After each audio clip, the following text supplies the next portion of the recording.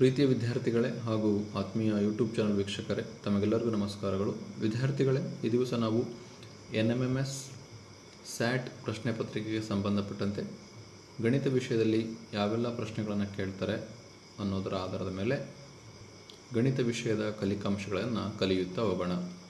ವಿದ್ಯಾರ್ಥಿಗಳೇ, ಇವತ್ತಿನ ಒಂದು ವಿಡಿಯೋ ನಿಮಗೆ ಇಷ್ಟವಾತಂದರೆ ಪ್ಲೀಸ್ ಲೈಕ್ ಮಾಡಿ, ಶೇರ್ ಮಾಡಿ ಹಾಗೂ ಸಬ್ಸ್ಕ್ರೈಬ್ ಮಾಡೋದನ್ನು ಮರಿಬೇಡಿ ಅಂತ ಹೇಳ್ತಾ ಇವತ್ತಿನ ಒಂದು ಕಲಿಕಾಂಶವನ್ನು ಪ್ರಾರಂಭಿಸೋಣ.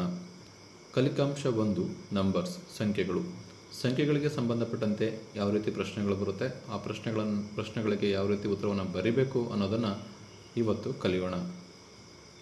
ಇಲ್ಲಿ ಒಂದನೇ ಪ್ರಶ್ನೆ,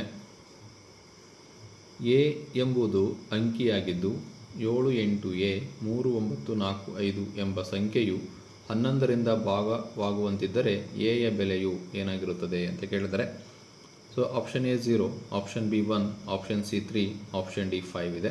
ಸೊ ಸರಿಯಾದ ಉತ್ತರ ಆಪ್ಷನ್ ಡಿ 5. ಹೇಗೆ ಅಂತ ನೋಡೋಣ. ಅಂದರೆ ಈ ಕೊಟ್ಟಿರ್ತಕ್ಕಂಥ ಸಂಖ್ಯೆ ಹೇಗೆ ಯಾವ ಬೆಲೆಯನ್ನು ಕೊಟ್ಟರೆ ಅದು 11ರಿಂದ ಪೂರ್ಣವಾಗಿ ಭಾಗ ಆಗುತ್ತೆ ಅಂತ ಕೇಳಿದರೆ, ನಾವು ಹೇಗೆ 0, ಒಂದ್ಸರಿ ಹೇಗೆ 1, ಹೇಗೆ 3, ಹೇಗೆ 5 ಕೊಟ್ಟು 11ರಿಂದ ಭಾಗಿಸಿದಾಗ ಯಾವುದರಿಂದ ಭಾಗ ಆಗುತ್ತೆ ಅನ್ನೋದು ನಮಗೆ ಸಂಪೂರ್ಣವಾಗಿ ಗೊತ್ತಾಗುತ್ತೆ. ಇಲ್ಲ ಅಂದರೆ 11ರ ಬಾಧ್ಯತೆಯ ನಿಯಮವನ್ನು ಅಳವಡಿಸ್ಕೊಂಡು ಈ ಒಂದು ಲೆಕ್ಕವನ್ನು ಮಾಡಬಹುದು ವಿದ್ಯಾರ್ಥಿಗಳೇ. ಸೊ ಯಾವ ರೀತಿ ಮಾಡ್ಬೋದು ಅಂತ ನೋಡೋಣ. ಸೊ 11ರ ಬಾಧ್ಯತೆಯ ನಿಯಮ ಏನು ಹೇಳುತ್ತೆ ಅಂತ, ಈ ನಿರ್ದಿಷ್ಟ ನಿಯಮವು ಬೆಸಸ್ಥಾನದಲ್ಲಿ ಅಂಕೆಗಳ ಮೊತ್ತ ಮತ್ತು ಸಂಖ್ಯೆಯಲ್ಲಿ ಸಮಸ್ಥಾನದಲ್ಲಿರುವ ಅಂಕೆಗಳ ಮೊತ್ತದ ವ್ಯತ್ಯಾಸವು 0 ಅಥವಾ 11 ಆಗಿದ್ದರೆ ಮಾತ್ರ ನಿರ್ದಿಷ್ಟ ಸಂಖ್ಯೆಯನ್ನು 11ರಿಂದ ಸಂಪೂರ್ಣವಾಗಿ ಭಾಗಿಸಬಹುದು ಅಂತ. ಅಂದರೆ ಕೊಟ್ಟಿರ್ತಕ್ಕಂಥ ಸಂಖ್ಯೆ, ಈ ಸಂಖ್ಯೆಯಲ್ಲಿ ಬೆಸಸ್ಥಾನಗಳು ಇದು 1ನೇ ಸ್ಥಾನ, 3ನೇ ಸ್ಥಾನ, 5ನೇ ಸ್ಥಾನ ಮತ್ತು 7ನೇ ಸ್ಥಾನ ಬೆಸಸ್ಥಾನಗಳು. ಹಾಗೆ ಸಮಸ್ಥಾನ ಅಂದರೆ 4ನೇ ಸ್ಥಾನ, ಇದು 4, 3, 8 ಇವು ಸಮಸ್ಥಾನಗಳು.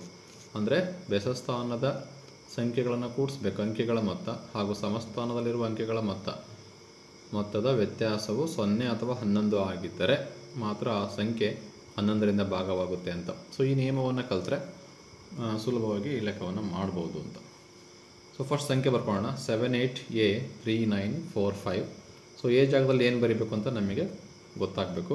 ಸೊ ಹಾಗಾಗಿ ನಾನು ಬೆಸಸ್ಥಾನಗಳ ಸಂಖ್ಯೆಗಳನ್ನು ಬಾಕ್ಸ್ ಹಾಕಿದೆ ನೋಡಿ. 5, 9, A 7 ಇವು ಬೆಸಸ್ಥಾನದಲ್ಲಿರ್ತಕ್ಕಂತಹ ಅಂಕೆಗಳು. So 7 + A + 9 + 5.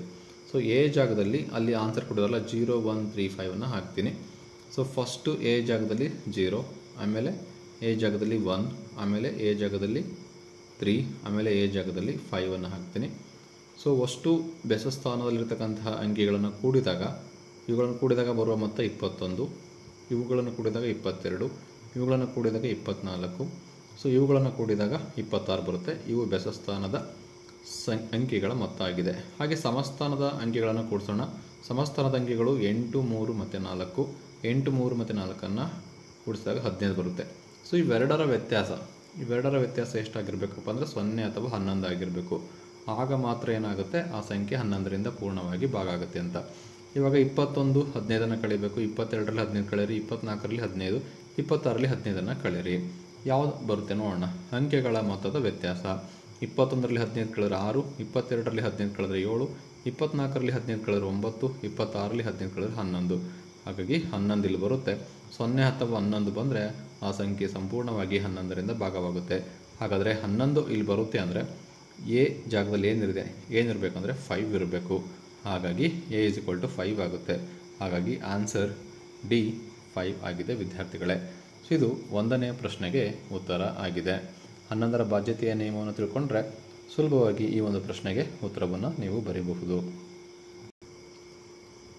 ಪ್ರಶ್ನೆ ಸಂಖ್ಯೆ 2, big bracket 3 - 4 small bracket 3 - 4 small bracket close -1 big bracket close to the power -1 ರ ಬೆಲೆಯು.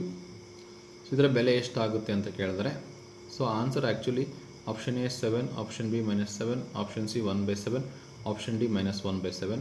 ಸರಿಯಾದ ಉತ್ತರ ಆಪ್ಷನ್ ಸಿ 1/6 ಬರಬೇಕು ಆ್ಯಕ್ಚುಲಿ. ಸೊ ಇಲ್ಲಿ ಪ್ರಿಂಟ್ ಮಿಸ್ಟೇಕ್ ಆಗಿದೆ.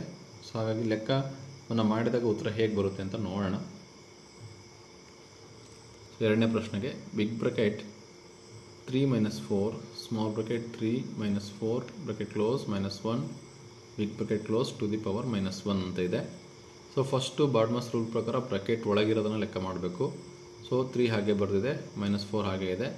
ಇಲ್ಲಿ -4ರಲ್ಲಿ +3ನ ಕಳಿಬೇಕು. -4ರಲ್ಲಿ +3 ಹೋದರೆ -1. ಸೊ -1 ಬರ್ತೀವಿ. ಸೊ ಇದು -1 ಬ್ರಾಕೆಟ್ ಒಳಗೆ. ಸೊ ರಿಮೈನಿಂಗ್ -1 ಇದೆ, big bracket close to the power -1. So 3 ಹಾಗೆ ಇದೆ. ಸೊ ಬ್ರಾಕೆಟ್ ಅಂದರೆ ಗುಣಿಸು ಅಂತ, -× -+, 4 1 4. ಸೊ -1 ಹಾಗೆ ಬರ್ತೀವಿ, bracket close to the power -1. 3 + 4 ಅಂದರೆ 7, 7 - 1 ಟು ದಿ ಪವರ್ -1. 7 - 1 ಅಂದರೆ 6 ಆಗುತ್ತೆ, 6 ಟು ದಿ ಪವರ್ -1.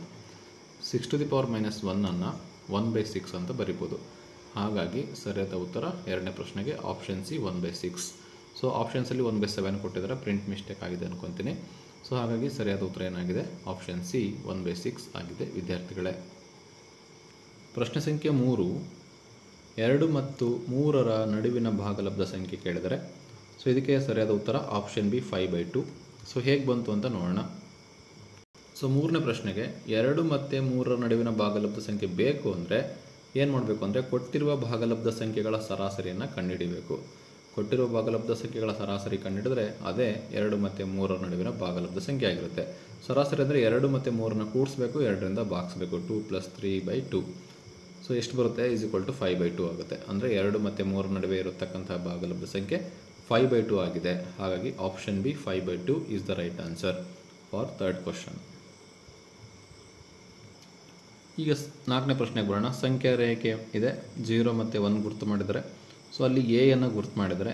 ಸೊ ಮೇಲಿನ ಸಂಖ್ಯಾ ರೇಖೆಯಲ್ಲಿ ಎನ ಬೆಲೆಯು ಏನಾಗಿದೆ ಅಂತ ಕೇಳಿದ್ರೆ, ಹಾಗಾದರೆ ಎ ಬೆಲೆ ಏನಾಗಿದೆ ಅಂತ ನೋಡೋಣ. ಸೊ ಎ ಬೆಲೆ 5/8 ಆಗಿದೆ. ಸರಿಯಾದ ಉತ್ತರ ಆಪ್ಷನ್ ಸಿ 5/8. ಹೇಗೆ ಬಂತು ಅಂತ ನೋಡೋಣ. ಸೊ ಇಲ್ಲಿ ಸಂಖ್ಯಾ ರೇಖೆನ ಬರ್ತೀವಿ. ಸೊ 0 ಮತ್ತು 1 ಗುರುತು ಮಾಡಿದ್ವಿ, ಅದರ ನಡುವೆ ಸಮನಾದ 8 ಭಾಗ ಮಾಡಿದ್ವಿ. 1 2 3 4 5 6 7 8 ಸಮನಾದ 8 ಭಾಗ. ಸೊ ಏನ ಇಲ್ಲಿ ಗುರುತು ಮಾಡಿದರೆ, ಸೊ ಸಮನಾಗ 0 ಮತ್ತು 1ರ ನಡುವೆ 8 ಸಮನಾದ ಭಾಗ ಮಾಡಿರೋದ್ರಿಂದ ಸೊ ಅದು 8ನೇ 0, 8ನೇ 1, 8ನೇ 2, 8ನೇ 3, 8ನೇ 4, 8ನೇ 5, 8ನೇ 6, 8ನೇ 7, 8ನೇ 8 ಆಗುತ್ತೆ. ಹಾಗಾದರೆ ಎ ಜಾಗದಲ್ಲಿ ಎಷ್ಟಿದೆ, 8ನೇ 5 ಇದೆ. ಹಾಗಾಗಿ ಸರಿಯಾದ ಉತ್ತರ ಆಪ್ಷನ್ ಸಿ 8ನೇ 5 ಆಗಿದೆ ವಿದ್ಯಾರ್ಥಿಗಳೇ. ಹೇಗೆ ಮಾಡಬೇಕಪ್ಪ ಅಂದರೆ 0 ಮತ್ತು 1ರ ನಡುವೆ ಎಷ್ಟು ಸಮಭಾಗ ಇದೆ ಅದನ್ನು ಕೌಂಟ್ ಮಾಡಬೇಕು. ಸೊ 8 ಸಮಭಾಗ ಇದೆ. ಸೊ ಅದು ಛೇದಲ್ಲಿ ಬರೀಬೇಕು. ಛೇದಲ್ಲಿ 8 ಬರೋದ್ರಿಂದ ಫಸ್ಟ್ ಸ್ಟೆಪ್ 8ನೇ, ಫಸ್ಟ್ ನಂಬರ್ ಇದ್ದಲ್ಲಿ ಇದು 8ನೇ 0, ಆಮೇಲೆ 8ನೇ 1, ಆಮೇಲೆ 8ನೇ 2 ಹೀಗೆ ಬರೀತಾ ಹೋಗಬೇಕು. ಲಾಸ್ಟಿಗೆ 8ನೇ 8 ಅಂದರೆ ಅದು 1ಕ್ಕೆ ಸಮನಾಗಿರುತ್ತೆ. ಹಾಗಾದರೆ ಎ ಇರ್ತಕ್ಕಂಥ ಜಾಗ 8ನೇ 5ರಲ್ಲಿದೆ. ಪ್ರಶ್ನೆ ಸಂಖ್ಯೆ 5, 2/5 + 23/20 + 3/4ರ ಸುಲಭ ರೂಪಕ್ಕೆ ತರಬೇಕು. ಎಷ್ಟು ಬರುತ್ತೆ ಆನ್ಸರ್ ಅಂದರೆ ಆಪ್ಷನ್ ಡಿ 23/10 ಬರುತ್ತೆ. ಹೇಗೆ ಬರುತ್ತೆ ಅಂತ ನೋಡೋಣ. ಸೊ LCM ತಗೊಂಡಾದ್ರೂ ಮಾಡ್ಬೋದು, ಅಥವಾ ಈ ಒಂದು ಭಿನ್ನರಾಶಿನ ಛೇದ 20 ಬರೋ ಹಾಗೆ ಮಾಡಿಕೊಂಡು, ಈ ಒಂದು ಭಿನ್ನರಾಶಿನ ಛೇದ 20 ಬರೋ ಹಾಗೆ ಮಾಡಿಕೊಂಡು ಲೆಕ್ಕವನ್ನು ಮಾಡಬಹುದು. ಸೊ 5ನೇ ಪ್ರಶ್ನೆಗೆ 2/5 + 23/20 + 3/4 ಇದೆ. ಸೊ ಇದು 20 ಮಾಡಬೇಕಂದ್ರೆ 5 20 ಆಗಬೇಕಂದ್ರೆ ಎಷ್ಟರಿಂದ ಗುಣಿಸ್ಬೇಕು, 4ರಿಂದ. ಅಂಶ ಮತ್ತು ಛೇದ 4ರಿಂದ ಗುಣಿಸಿ 5 4 20 ಆಗುತ್ತೆ. ಸೊ 4 20 ಆಗಬೇಕಂದ್ರೆ ಅಂಶ ಮತ್ತು ಛೇದನ 5ರಿಂದ ಗುಣಿಸಿ 4 20 ಆಗುತ್ತೆ. ಸೊ 2/5 4/4ರಿಂದ ಗುಣಾಕಾರ ಮಾಡಬೇಕು. 2 4 8, 5 4 20. ಸೊ 23/20 ಹಾಗೆ ಇಡಬೇಕು. ಪ್ಲಸ್ 3/4ನ 5/5ಇಂದ ಗುಣಿಸ್ಬೇಕು. 3 5 15, 4 5 20. ಸೊ ಇವಾಗೆಲ್ಲ ಛೇದ ಸಮನ ಆಯಿತು, 20 20 20. ಸೊ ಛೇದ ಸಮನಾಗಿರೋದ್ರಿಂದ ಅಂಶನ ಕೂಡಿಸ್ಬೇಕು. 8 + 23 + 15 ಕೂಡಿಸಿದಾಗ 46 ಆಗುತ್ತೆ. 46/20. ಸೊ 2ರಿಂದ ಭಾಗಿಸಿದ್ರೆ 23/10 ಆಗುತ್ತೆ. ಹಾಗಾಗಿ ಸರಿಯಾದ ಉತ್ತರ ಆಪ್ಷನ್ ಬಿ, ಆಪ್ಷನ್ ಡಿ 23/10 ಆಗಿದೆ ವಿದ್ಯಾರ್ಥಿಗಳೇ. 5ನೇ ಪ್ರಶ್ನೆಗೆ ಆಪ್ಷನ್ ಡಿ 23/10 ಆಗಿದೆ ವಿದ್ಯಾರ್ಥಿಗಳೇ. ಇವತ್ತಿಗೆ ಈ ವಿಡಿಯೋನ ಮುಗಿಸೋಣ ಅಂತ ಹೇಳ್ತಾ ಮುಂದಿನ ವಿಡಿಯೋದಲ್ಲಿ ಮುಂದುವರೆದ ಲೆಕ್ಕಗಳನ್ನು ಕಲಿಯೋಣ.